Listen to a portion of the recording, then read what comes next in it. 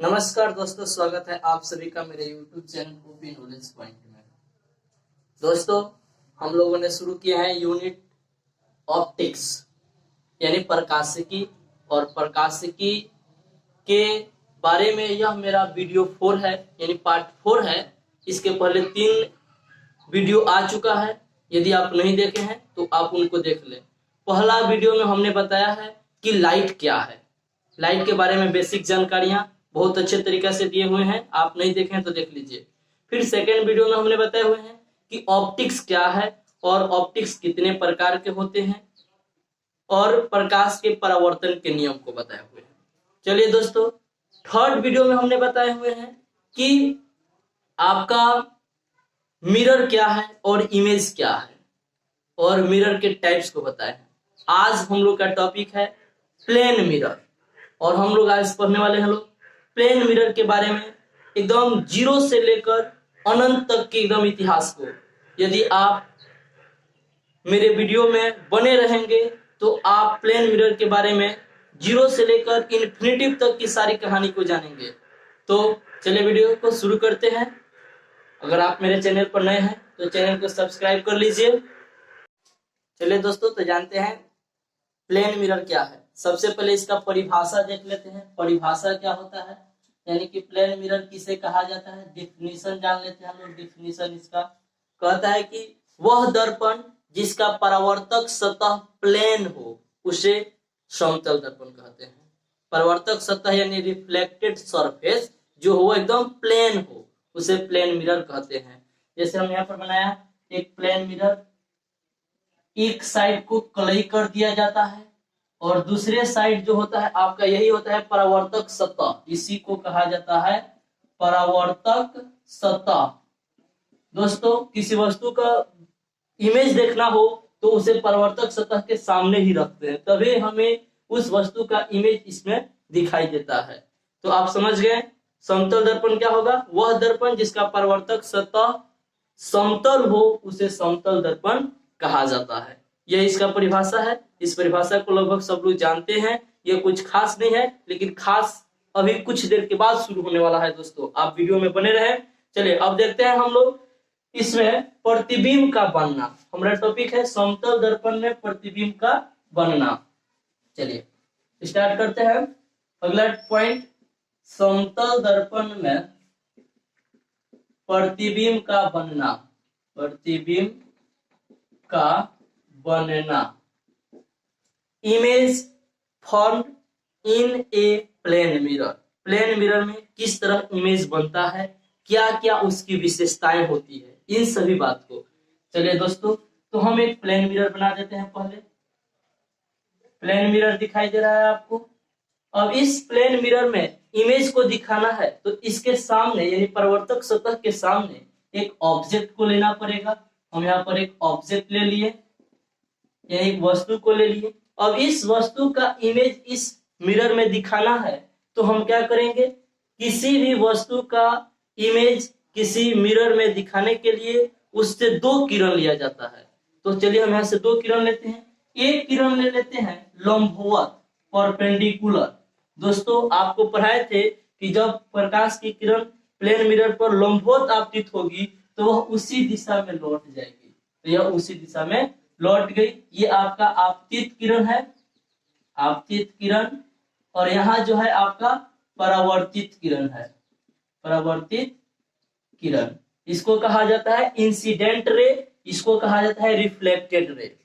चलिए एक किरण ले लिए। दूसरा किरण ले रहे हैं, तिरछी आपतित कराते हैं।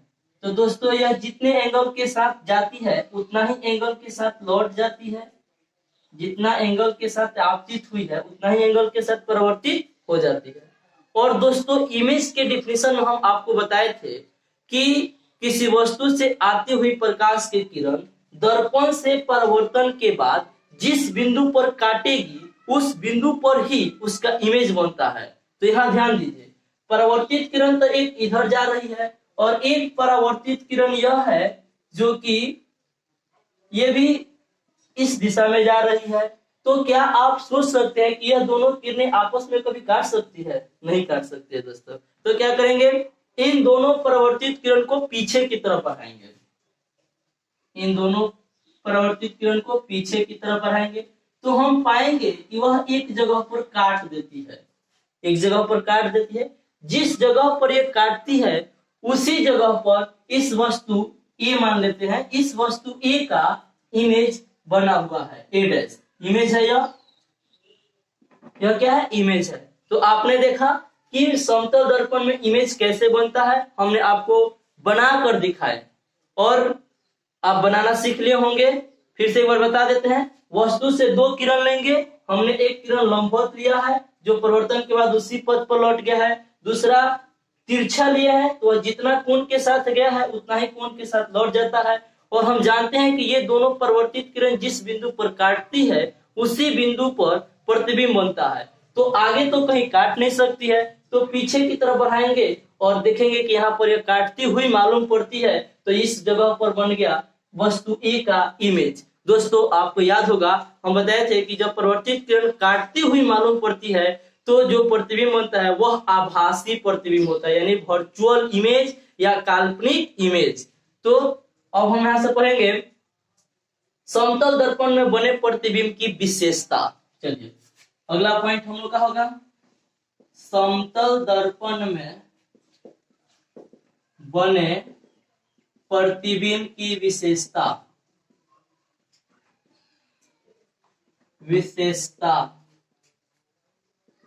चलिए समतल दर्पण में बने प्रतिबिंब के विशेषता को जानते हैं। देखिए एक नंबर विशेषता, पहला विशेषता तो आपको दिखाई दे रहा है कि समतल दर्पण में प्रतिबिंब दर्पण के पीछे बनता है। आप देख रहे होंगे समतल दर्पण में प्रतिबिंब दर्पण के पीछे बनता है, याद रखना है। दूसरा पॉइंट समतल दर्पण में वस्तु को दर्पण से जितना आगे रखते हैं प्रतिबिंब उतना ही पीछे बनता है। दूसरा पॉइंट है दोस्तों, फिर से समतल दर्पण में वस्तु को दर्पण से जितना आगे रखते हैं इमेज उतना ही पीछे बनता है, यानी कि वस्तु दूरी बराबर इमेज दूरी, यानी वस्तु दूरी बराबर प्रतिबिंब दूरी। लिख सकते हैं object distance equal to image distance, image distance यानी कह सकते हैं वस्तु दूरी इक्वल टू प्रतिबिंब दूरी। ये आपको याद रखना है, वस्तु दूरी इक्वल टू प्रतिबिंब दूरी, ये समतल दर्पण में होता है, आपको ये याद रखना है। दूसरा विशेषता था हमारा। चलिए तीसरा विशेषता देखते हैं। तीसरा विशेषता समतल दर्पण में किसी वस्तु का आभासी प्रतिबिंब बनता है। देखिए यहाँ पर पीछे बना है, आभासी बनेगा। आपको बताए थे कि दर्पण में जो पीछे बनता है प्रतिबिंब वह आभासी प्रतिबिंब होता है, तो ये पीछे बना हुआ है तो कैसा प्रतिबिंब है, आभासी प्रतिबिंब है। और देखिए तीसरा पॉइंट तो है। चौथा पॉइंट समतल दर्पण में बना प्रतिबिंब वस्तु की अपेक्षा सीधा होता है। चौथा पॉइंट रखना है, समतल दर्पण में बना प्रतिबिंब वस्तु की अपेक्षा सीधा होता है। दोस्तों अगला पॉइंट विशेषता नंबर 5 देख रहे हैं, यह क्या है, तो समतल दर्पण में बना प्रतिबिंब वस्तु के आकार के बराबर होता है। ये याद रखिएगा, समतल दर्पण में बना प्रतिबिंब वस्तु के आकार के बराबर होता है, इसको याद रखना है। अगला पॉइंट नंबर 6 समतल दर्पण में बना प्रतिबिंब सीधा होता है, ये तो हम आपको बता दिए। एक पॉइंट यहां से याद रखिएगा कि समतल दर्पण में बना प्रतिबिंब वस्तु की अपेक्षा तो सीधा होता है, ये बात सही है, लेकिन समतल दर्पण में बना प्रतिबिंब पार्श्व रूप से उल्टा होता है। पार्श्व रूप से उल्टा, पार्श्व रूप से उल्टा, पार्श्व रूप से उल्टा लेटरल इनवर्स कहा जाता है जिसको। पार्श्व रूप से उल्टा का मतलब होता है ऑब्जेक्ट का राइट साइड इमेज के लेफ्ट साइड में होता है और ऑब्जेक्ट का लेफ्ट साइड इमेज के राइट साइड में होता है। दोस्तों देखिए अगर आप एक प्लेन मिरर ले लेंगे और उसके सामने हम एक किसी पेज पर बी लिखेंगे ऐसे, तो देखिएगा उसमें जो इमेज बनेगा वह ऐसे बनेगा। यही तो लेटरल इनवर्स है, पार्श्व रूप से उल्टा, यानी कि ऑब्जेक्ट का राइट पार्ट इमेज के लेफ्ट पार्ट में दिखना और ऑब्जेक्ट का लेफ्ट पार्ट इमेज के राइट पार्ट में दिखना ही पार्श्व रूप से उल्टा प्रतिबिंब कहलाता है।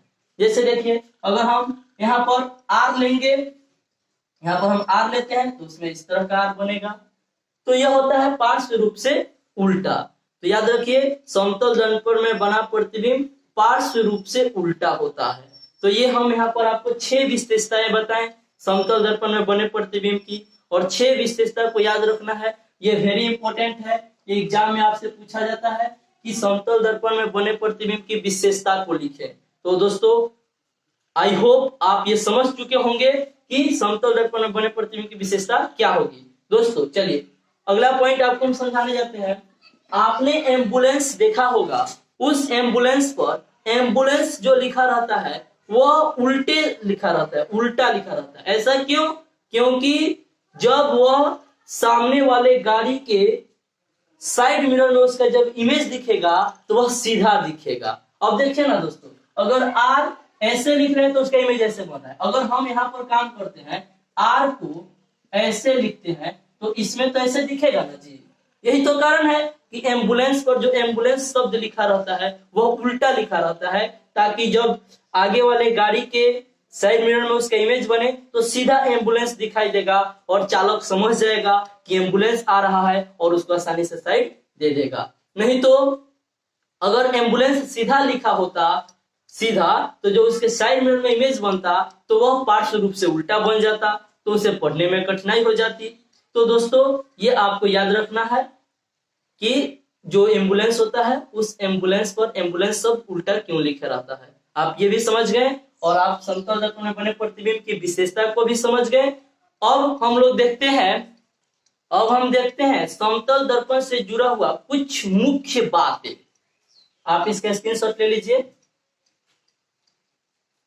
ले लिए हैं, चलिए मिटा देते हैं। देखिए दोस्तों, हम लोग पढ़ने वाले हैं समतल दर्पण से जुड़ा हुआ कुछ मुख्य बातें। हम लोग का टॉपिक है समतल दर्पण से जुड़ी हुई मुख्य बातें। कुछ मुख्य बातें को देखेंगे। जैसे सबसे पहला चीज आपको याद रखना है, बहुत बार एग्जाम में पूछता है कि समतल दर्पण का वक्रता त्रिज्या क्या होता है। समतल दर्पण का वक्रता त्रिज्या क्या होता है? तो याद रखिए, समतल दर्पण की वक्रता त्रिज्या जो होती है वह अनंत होती है। समतल दर्पण की वक्रता त्रिज्या आपसे पूछा जाए तो अनंत होगी। चाहे समतल दर्पण की फोकस दूरी भी पूछा जाए तो आप क्या कहेंगे? इसकी फोकस दूरी भी अनंत होती है। समतल दर्पण चूंकि वक्र है नहीं, कोई चीज वक्र होगा तभी जाकर उसका क्या होगा? वक्रता त्रिज्या होगा। तो ये वक्र तो है नहीं, इसलिए इसकी त्रिज्या या फोकस दूरी अनंत मानी जाती है। एक पॉइंट याद रखिए। चलिए दूसरा पॉइंट याद रखना है, यदि कोई समतल दर्पण है यह, और इस समतल दर्पण की ओर कोई व्यक्ति भी वेग से आ रहा है, भी वेग से आ रहा है, भी वेग से दोस्तों, भी वेग से आ रहा है, तो उसका इमेज इस मिरर की ओर 2v वेग से आते हुए प्रतीत होगा। 2v वेग से यानी इसके डबल वेग से आते हुए प्रतीत होगा। यानी यह अगर 10 मीटर प्रति सेकंड के वेग से यहाँ पर मिरर की तरफ आ रहा है ना, तो यहाँ जो उसका इमेज होगा वह 20 मीटर पर सेकंड के वेग से आती हुई प्रतीत होगा। या इसके अपोजिट मान लीजिए, अगर यह मिरर है, अगर कोई व्यक्ति यहाँ से v वेग से भाग रहा है तो उसका इमेज 2v वेग से भागते हुए नजर आएगा। 2v वेग से, अगर इधर से वह v वेग से भागेगा, v वेग से, तो उसका इमेज भी 2v वेग से भागेगा, 2v डबल वेग से। अगर 10 मीटर पर सेकंड के वेग से भाग रहा है तो वह 20 मीटर पर सेकंड के वेग से भागेगा। यह ऑब्जेक्टिव क्वेश्चन में आता है। याद रखिएगा कि अगर कोई वस्तु दर्पण से 10 मीटर पर सेकंड के वेग से भाग रहा है तो इमेज उसका 20 मीटर पर सेकंड के वेग से भागेगा, डबल वेग से भागेगा। दोस्तों देख लीजिए, आप दर्पण से थोड़ा सा नफरत करते हैं तो आपका इमेज आपसे कितना ज्यादा नफरत कर दे रहा है। चलिए, तो ये पॉइंट हुआ, दूसरा पॉइंट था हमारा। तीसरा पॉइंट देखते हैं। तीसरा पॉइंट क्या है दोस्तों? तो तीसरा पॉइंट जो है हमारा समतल दर्पण से जुड़ा हुआ, वह पॉइंट आपका है कि अगर हम दर्पण को थीटा कोण पर घुमा दें, ये जो दर्पण है उसको थीटा कोण पर घुमा दें, तो परावर्तित किरण जो है वह 2 थीटा डिग्री कोण पर घूम जाती है। इसको भी याद रखना है। अगर दर्पण को थीटा डिग्री पर घुमा देंगे तो परावर्तित किरण 2 थीटा डिग्री कोण पर घूम जाती है। दोस्तों, आप नोट कर लीजिएगा कि अगर दर्पण को थीटा डिग्री कोण पर घुमाएंगे तो उसका परावर्तित किरण 2 थीटा डिग्री कोण पर। देखिए, 3 पॉइंट तो समझ लिए, चौथा पॉइंट समझिए। चौथा पॉइंट हमारा क्या है? आपके प्लेन मिरर से जुड़ा हुआ चौथा पॉइंट क्या है? चौथा पॉइंट को समझते हैं। 3 पॉइंट आप जान गए, चौथा पॉइंट हम आपको बता दें। चलिए दोस्तों, चौथा पॉइंट हम आपको बता दें, किसी वस्तु का इमेज कंप्लीटली रूप से मिरर में देखना चाहते हैं तो मिरर की लंबाई वस्तु की लंबाई की कम से कम आधी होनी चाहिए। जैसे मान लीजिए, अगर यह वस्तु है, यह ऑब्जेक्ट है जिसकी लंबाई 4 मीटर है, और यहाँ पर हम इमेज ले रहे हैं, इमेज, और चाह रहे हैं, सॉरी इमेज नहीं, मिरर, यहाँ पर हम ले रहे हैं मिरर, ये मिरर है, और इस मिरर में हम चाह रहे हैं कि इस ऑब्जेक्ट को पूर्ण रूप से देखा जाए, तो कम से कम इस मिरर की लंबाई 2 मीटर होनी चाहिए।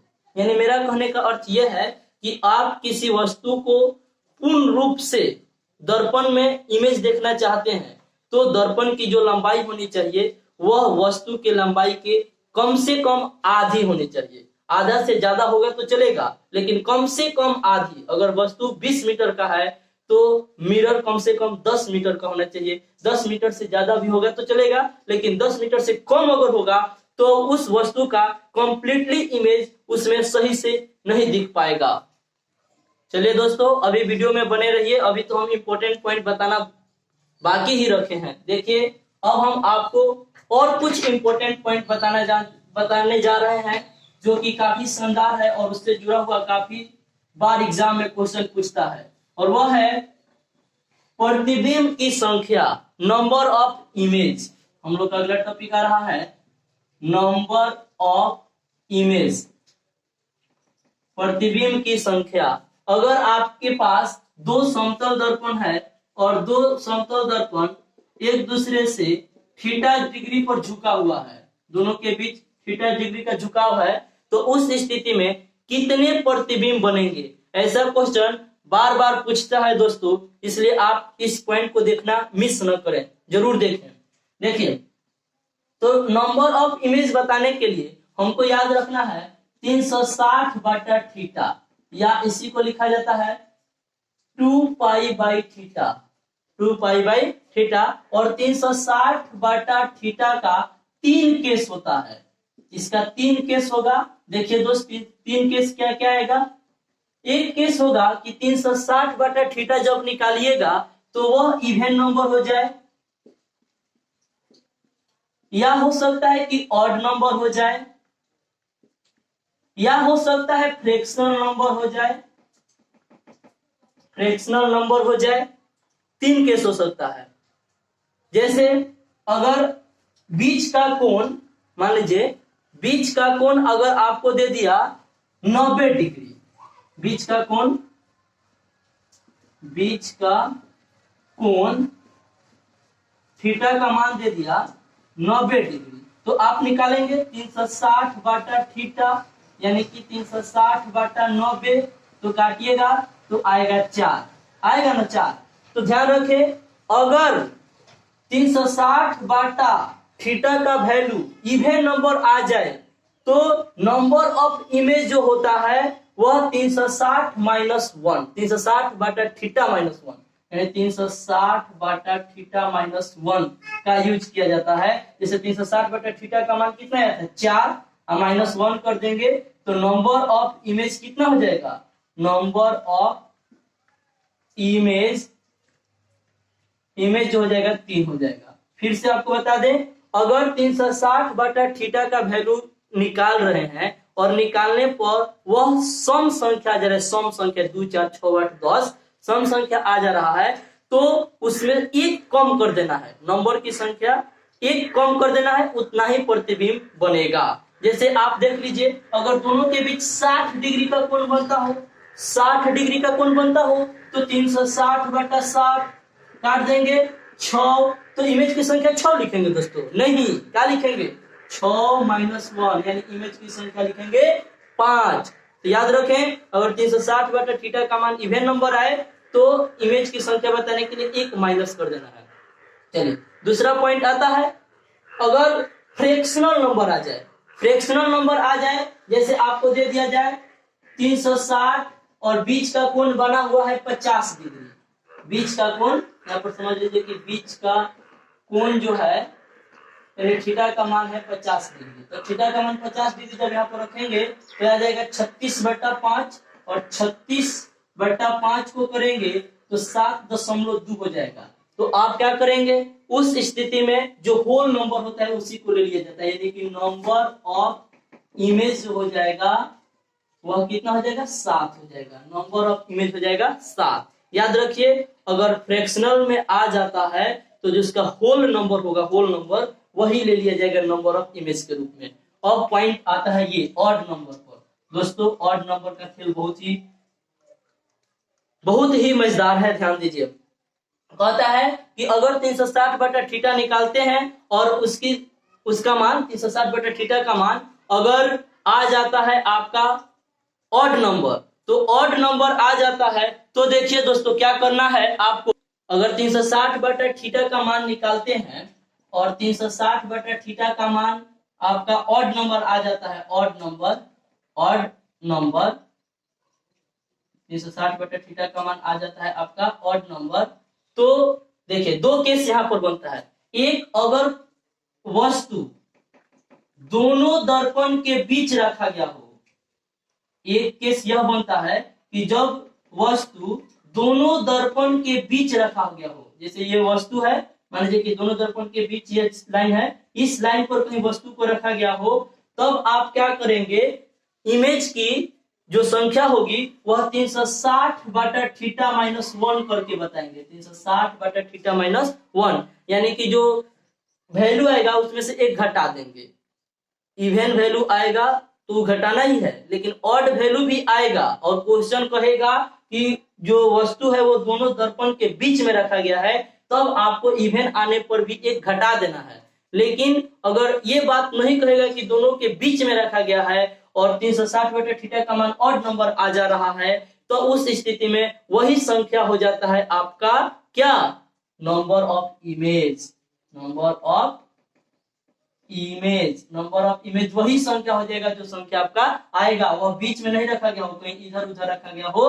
तब जैसे आपको दे दे कि वस्तु जो है, मान लीजिए हमें 45 डिग्री, दोनों के बीच थीटा का मान दे दिया है 45 डिग्री, दोनों के बीच कह रहा है कि थीटा का मान कितना बना है 45 डिग्री, तो पूछेगा कि इमेज कितना होगा, नंबर ऑफ इमेज, तो 360 बटा 45, देखिए 9 से काटिए, 9 5 45, 9 चौका 36, 9 चौका 36, 40 हो गया, 5 से काट दीजिए तो क्या हो जाएगा, 5 से कटेगा 33, तो इवन नंबर ही आ गया दोस्तों, हमें इवन नहीं ना चाहिए था, ये तो दोस्तों इवन ही आ गया, तो खैर इवन आ गया तो आप जानते हैं इवन आ गया तो अभी एक घटा देना है, इवन आ गया तो नंबर ऑफ इमेज हो जाएगा 7, लेकिन हमें प्राप्त करना है 360 बटा थीटा का मान ऑड नंबर, तो हम बीच का कोण लेते हैं 40 डिग्री। चलिए थीटा का वैल्यू कर दे दिया जाए 40 डिग्री, और पूछा जाए कि नंबर ऑफ इमेज क्या होगा, तो आप बताएंगे 360 बटा 40 और इसको काट दे देंगे तो यह जाएगा 9।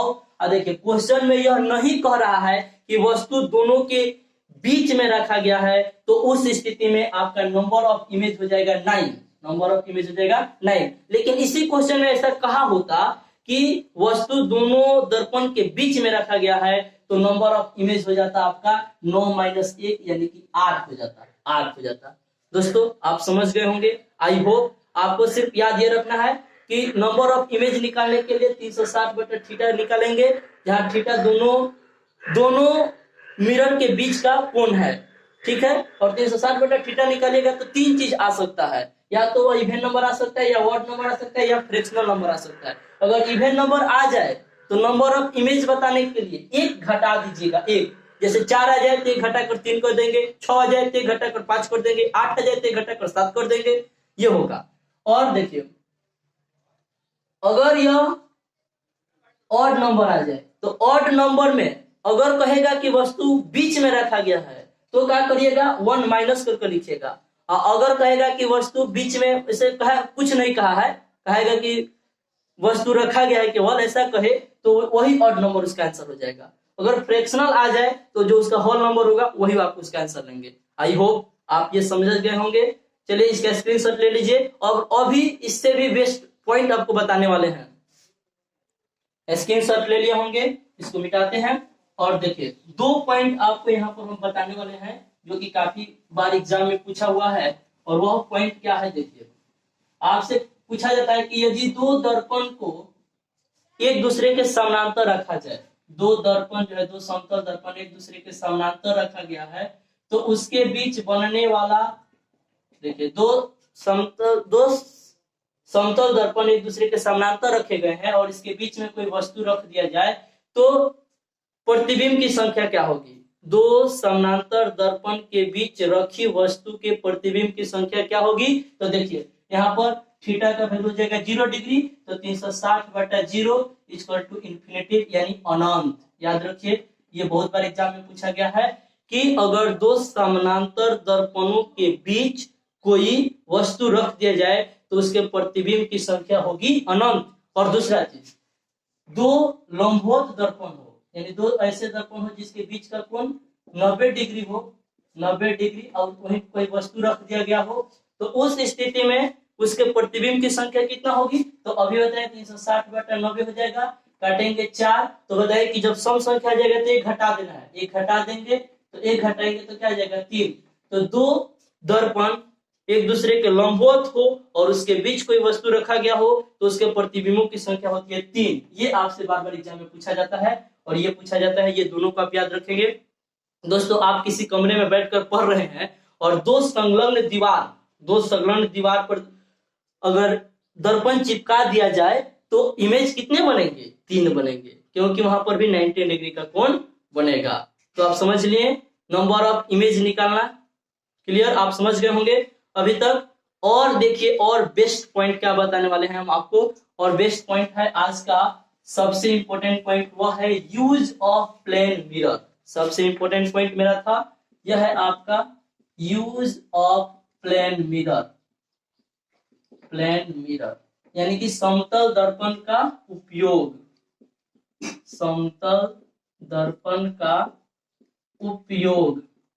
देखिए समतल दर्पण का उपयोग कहाँ किया जाता है, इस पॉइंट को हम समझाने वाले हैं। दोस्तों बने रहे मेरे दोस्तों। तो देखते हैं इसका यूज। पहला यूज है इसका बहुरूपदर्शी, बहुरूपदर्शी जिसको कहा जाता है दोस्तों कैलिडोस्कोप।